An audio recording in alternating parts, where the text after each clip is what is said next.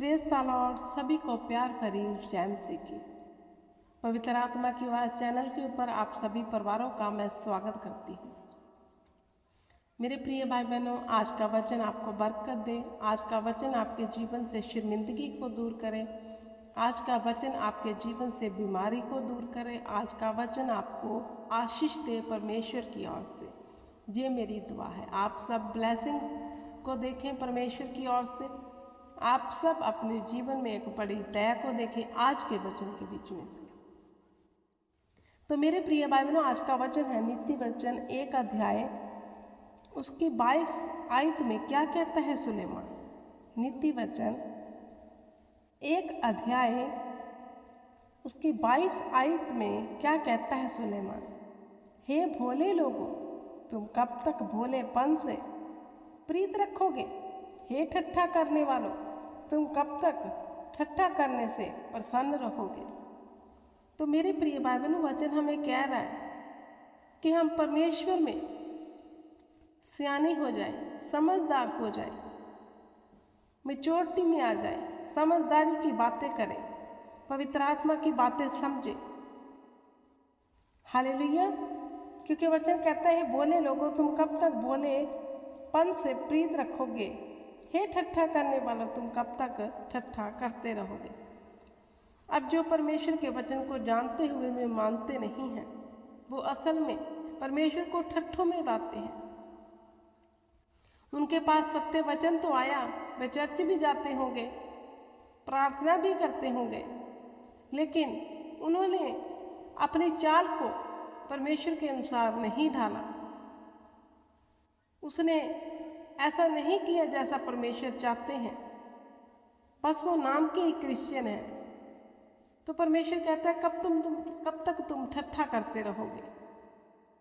क्योंकि परमेश्वर का नाम ठट्ठों में नहीं उड़ाया जाता।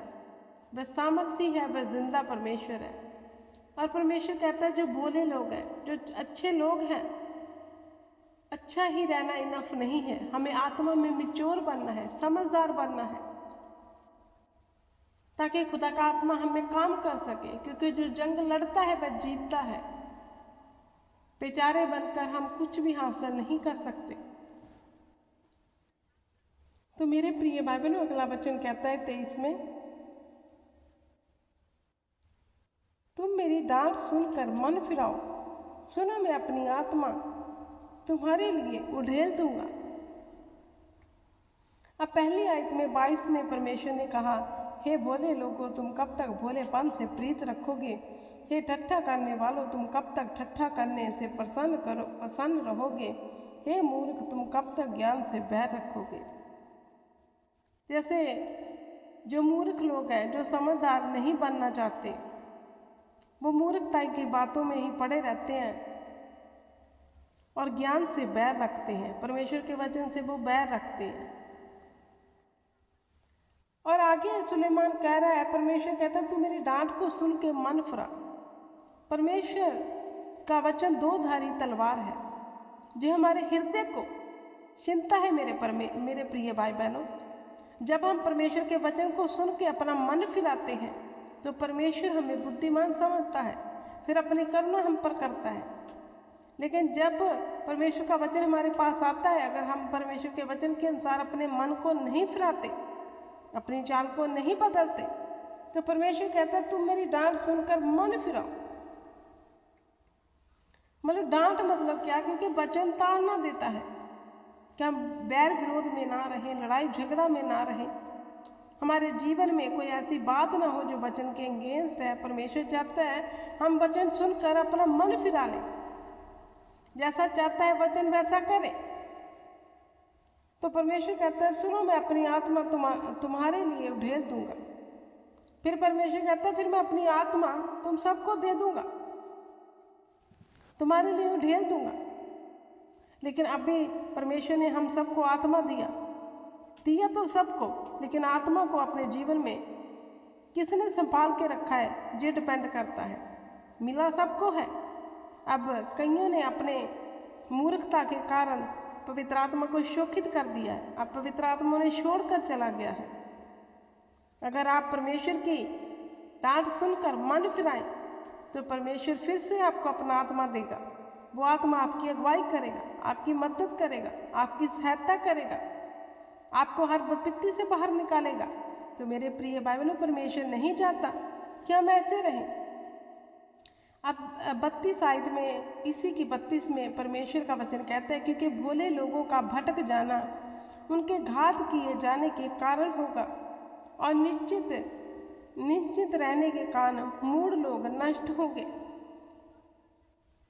अब अगर भोले लोग भटक रहे हैं, वो अच्छे तो हैं लेकिन फिर भी भटके हुए हैं, तो परमेश्वर का वचन कहता है कि भोले लोगों का भटक जाना उनके घात किए जाने का कारण होगा। उनकी अच्छाई ही उनके जीवन में उनको ठोकर दिला रही है, क्योंकि वो फाइट नहीं कर रहे, सिर्फ अच्छे हैं। वो अपने जीवन में परमेश्वर की अथॉरिटी को नहीं इस्तेमाल कर रहे जैसा परमेश्वर चाहते हैं। तो आगे वचन कहता है, और निश्चिंत, जो अपने विषय में निश्चिंत रहते हैं, कोई फिक्र नहीं उनको, अपनी चाल के प्रति, अपने जीवन के प्रति लापरवाह हैं जो लोग। तो परमेश्वर का वचन कहता है, निश्चित रहने का कारण मूढ़ लोग नष्ट होंगे। जो अपने मन की करते हैं, उनको अपनी चाल के प्रति कोई भी ऐसा फर्क नहीं पड़ता, वो वचन के अनुसार चल रहे हैं कि नहीं, वो इस विषय में नहीं सोचते।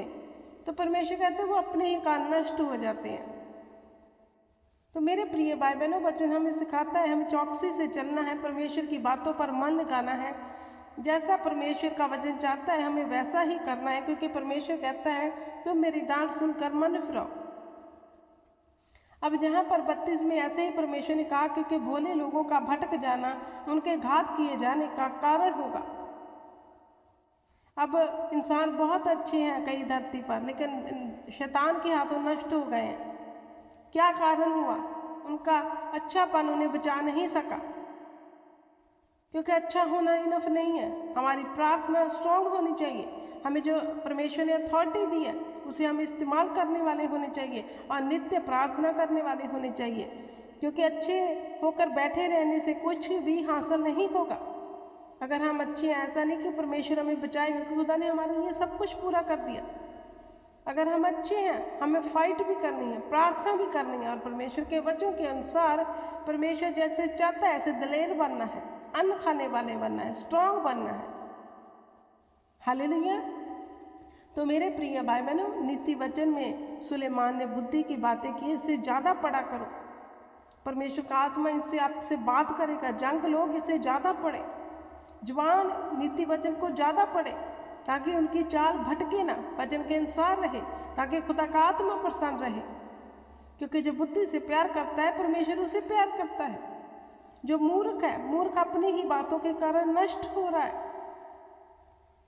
इसलिए परमेश्वर चाहता है मेरे प्रिय भाई बहनों कि हम बुद्धिमानों से चाल चलें। अब परमेश्वर ने 33 में कहा, परंतु जो मेरी सुनेगा वह निडरता से बसा रहेगा और बैठक के सुख में रहेगा। परमेश्वर कहता है जो मेरी सुनेगा वो निडर होकर बसेगा, खुशहाल जिंदगी जिएगा। परमेश्वर का वादा है जी, किसी मनुष्य का नहीं। तो मेरे प्रिय भाइयों, आज से निर्णय लो, संकल्प करो, हम परमेश्वर की सुनेंगे और निडर बसेंगे फिर। क्योंकि जो परमेश्वर की सुनेगा और परमेश्वर की बातों पर चलेगा, दुष्ट उसे नाश नहीं कर पाएगा। वो परमेश्वर कहता है फिर सुख से बसेंगे। मैं दुआ करती हूँ आज का वचन आपके हृदय को छुए, अपनी चाल के प्रति चौकस हो जाओ और परमेश्वर जैसा चाहता है वैसा करो, और अपने जीवन में हर गति, हर समस्या को दूर जाता फिर आप देखोगे। खुदावंद आप सबको इन वचन के बीच में से बड़ी आशीष दे, बरकत दे, और ये वचन आपके दिल की तख्ती पर लिखा जाए और बैरी की कोई चाल इस वचन को चुरा ना सके। यीशु के नाम से सब बोले आमीन। तो मेरे प्रिय भाई बहनों, मैं लास्ट में एक मैसेज देना चाहती हूँ। मेरे चैनल के ऊपर मैं ऐसी वीडियोस डालती रहती हूँ, इसको देखें क्या कह रहा है खुदा, हमें कैसे चलना है, कैसे नहीं चलना।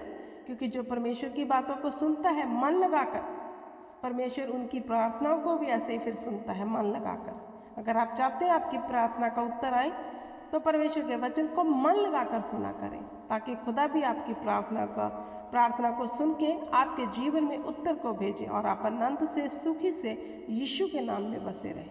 आमीन। Praise the Lord. God bless you everyone. सबको जय मसीह।